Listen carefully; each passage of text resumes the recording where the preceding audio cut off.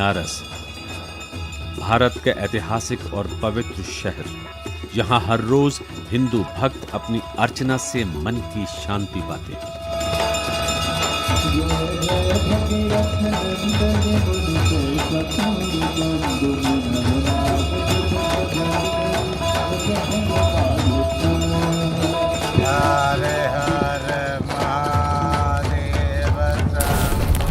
उधर एक सुनसान शमशान घाट पर एक अघोरी भक्त अपनी मान्यता अनुसार शांति की तलाश में है।